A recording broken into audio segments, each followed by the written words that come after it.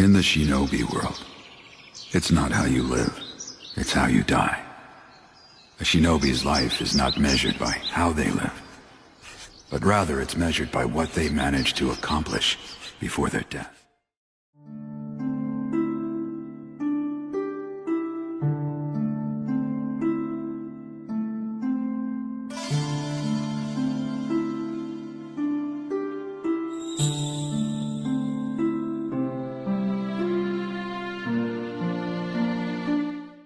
What is up, guys, and welcome to Modern Day Ninja Entertainment. And today, guys, we are doing an episode of Tales of a Gutsy Ninja.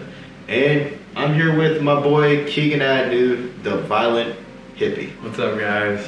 So, guys, Tales of a Gutsy Ninja is basically we find people who are around and who have been through major struggle and adversity, either changed their lives around, or they just have something to share with you guys. And Kegan here is a very, very avid MMA fighter.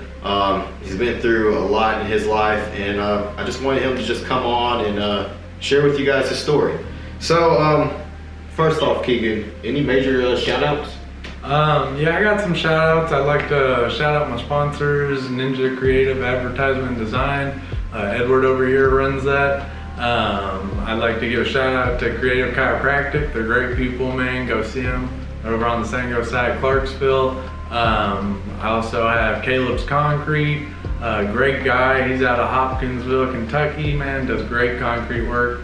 Holler at him. And then Vanguard Construction, just give them a holler. They're all great people and they do a great job. Alrighty, yeah, and I know a bunch of these people that you just listed to. I mean, you know, me and Kegan, we've kind of been around Clarksville for a while. And you know, you just end up like a lot. Clarksville's like a growing city, but at the same time, it's like a tight niche little country town in a sense. It's interesting over here. Yeah, it's still small enough where you know a lot. Yeah. And then like people from Hopkinsville come down, and we all kind of just get along together. Now, so Kegan, tell us about your past. Like, what from your past molded you into the violent hippie? Oh man, so it all starts way back whenever I was probably like 2 or 3, and we moved down from Michigan. Yeah. Thinking we were gonna have a better life. You know, Michigan was getting a little rowdy. You know. Yeah, I've heard about Michigan. Yeah, it was a different time, I guess. Yeah. A couple years, 20 years or so ago. Yeah. But we got out of there, and my grandpa passed away and left us some land, and my parents had some great ideas, you know what I'm saying? But we came down, and some of them great ideas didn't really work out. So, Right. So then you kind of just been here? Yeah, we ended up in Caldwell County, a country area in Kentucky. There's not much to do, not much to see, you know. Is this that was like the hometown you were going back and you were seeing everybody? Yeah, that's where I wrestled out of. That's oh yeah, so you were a wrestler? Yeah. Okay, yeah, and guys, I've been with this man on the maps. We're teammates and everything else, man. This dude does some funky stuff, man. Like he's one of those guys that can kind of throw himself on the ground and then you jump on him and then he just ends up in places. Right. But like, so you wrestled, you know, your parents and stuff moved down here. Yeah. So we moved down to Caldwell and things didn't work out, obviously, and we ended up running into poverty a little bit. And in 2010, there was that little depression area or whatever. It was low, you know, so we had a lot of issues through that area. But anyway, so wrestling ended up being my outlet. You know what I'm saying? That's kind of your way of getting away, not having to deal with all the exactly. And you know, Kegan, you're a country boy, you know. Oh yeah, I'm not a country. You know, you know how it is when the parents struggle and everything. That kind of takes a little bit of effect on you. Because you guys, you know, when you're a country boy, you're raised to help out.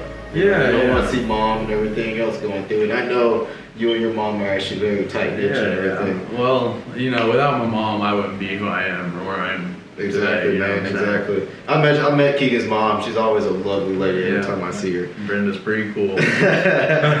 Okay, so you know, your roots are wrestling and everything else like that. And in a sense, when you were wrestling back then, did you find out that did you have a sense that you were gonna probably end up being the violent hippie there, or did you have any kind of? Oh gosh, man, I had no idea whenever I was a kid what I was gonna be. Yeah. But I know I used to run around and imagine being on a stage of some sort, doing some crazy fighting stuff.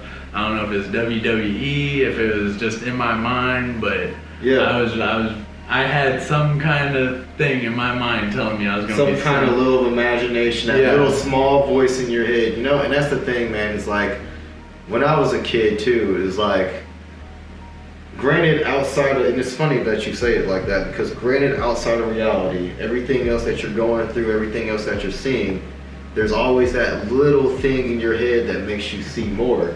And I've been on this big thing now with, you know, you hear it throughout philosophy and everything else too, that whatever you put in your mind naturally comes out into the real world, you know. So you only become what you think about, you know. Yeah. And now that you've seen yourself on that big stage, now you're actually getting to the point where you are on that big stage. Before we even get to, because I want to actually, you know, you've been against somebody that's on that big stage.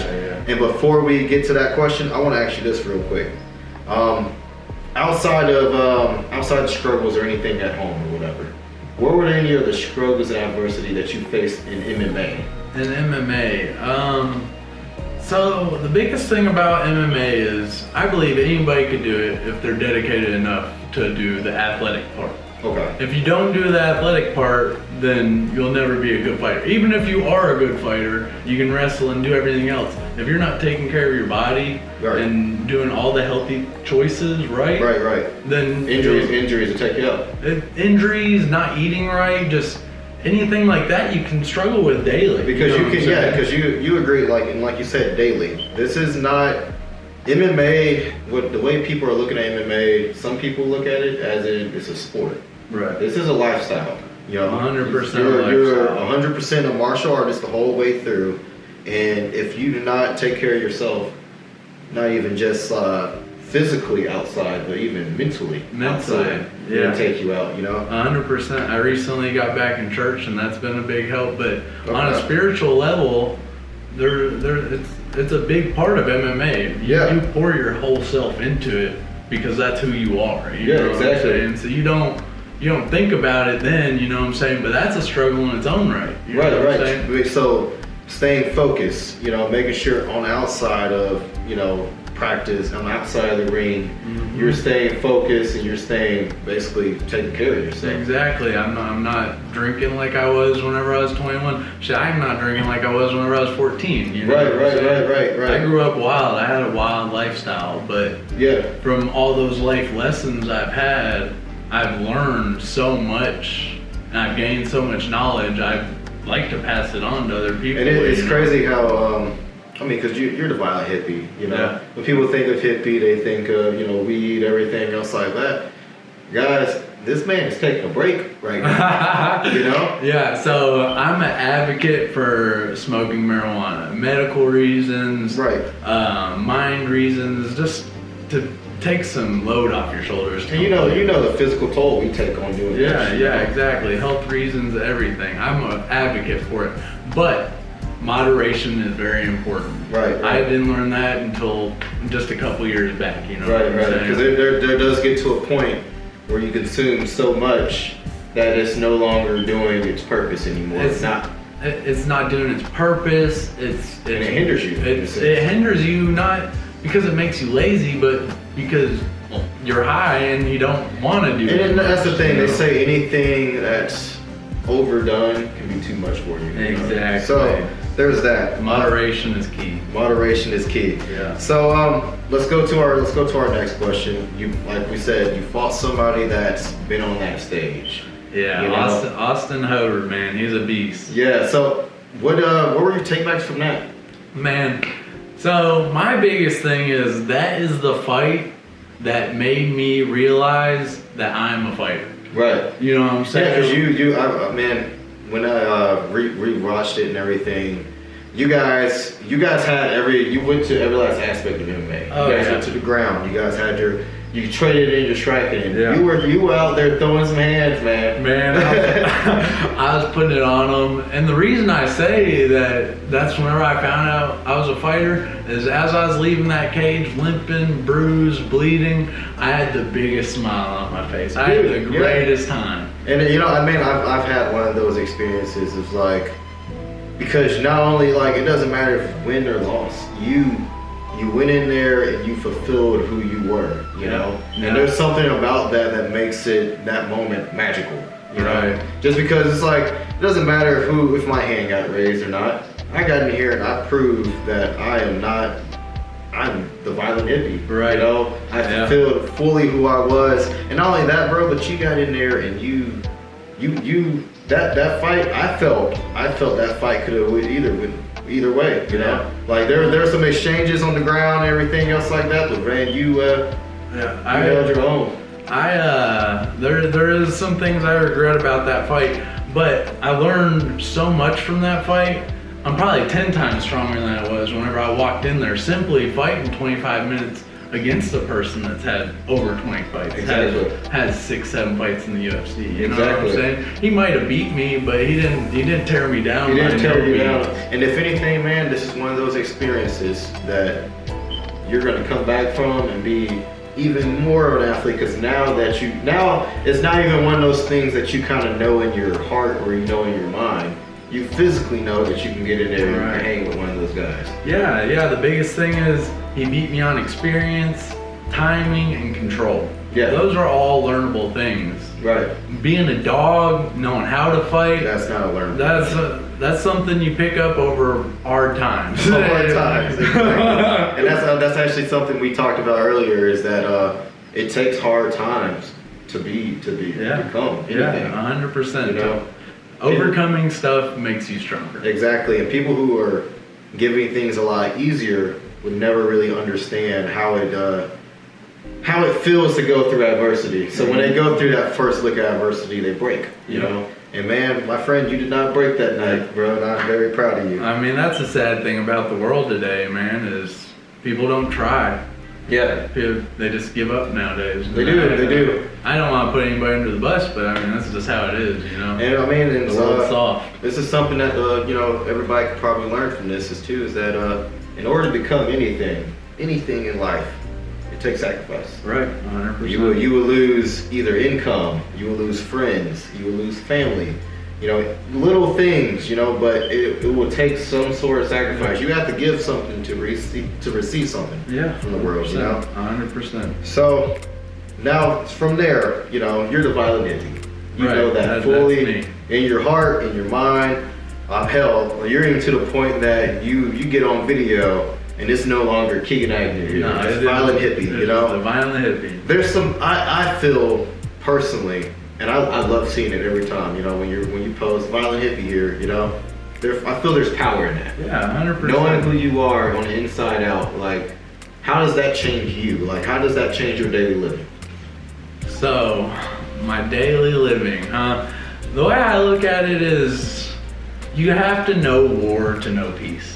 Exactly. If you don't know that you can hurt somebody or defend yourself in some way, shape, or form, then you'll never truly know that you don't have to. And that's the difference between being peaceful and being harmless, you know? Right. It's like 100%. Kegan, I would say me and you are both peaceful men. 100%. You know, we are capable of violence, great violence, but at the same time, we understand that to a point now that we can, you know, we chill. Right. You know, we don't have to be that all the time, you know?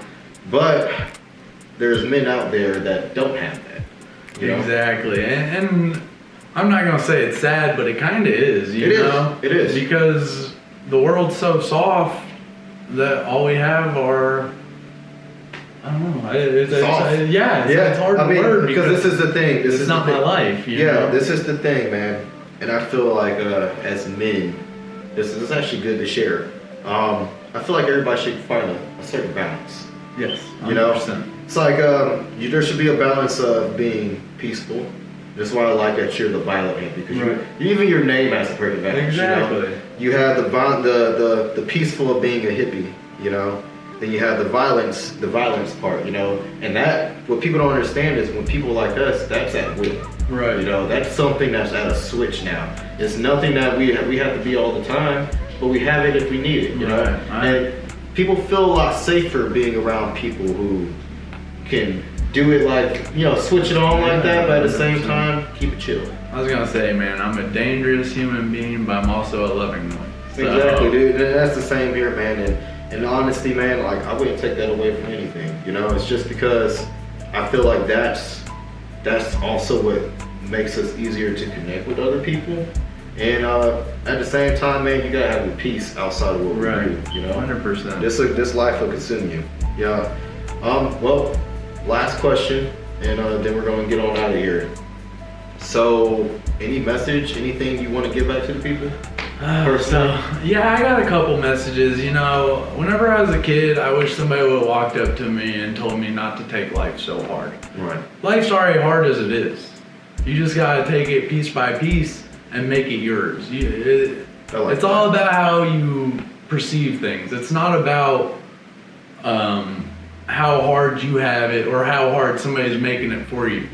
Try and overcome it, be stronger, and be better every day. I mean, that's all there is to it. And I like how you stated that you gotta take life piece by piece, and at the same time, it is only what you perceive it as. Exactly. You know? I actually seen a quote earlier on online, and it said, "A poor man is only poor if he wants more." Right. You know, and that's all a perception. Exactly. You know, it's so all perception. The way you perceive things in your life is it takes a factor in your mental and everything that you go through. You know, and not only that, man, just be a good person. You know what I'm saying? It's really not hard to just apologize, open a door for somebody, just get some flowers for your mom, be a decent person, you know what I'm saying? It's really not hard to make somebody else's day be a little better, and you'll be surprised what comes to you whenever you start doing stuff like that. And it's actually kind of crazy too, because man, there's so many questions in this world as what's real and what's fake, you know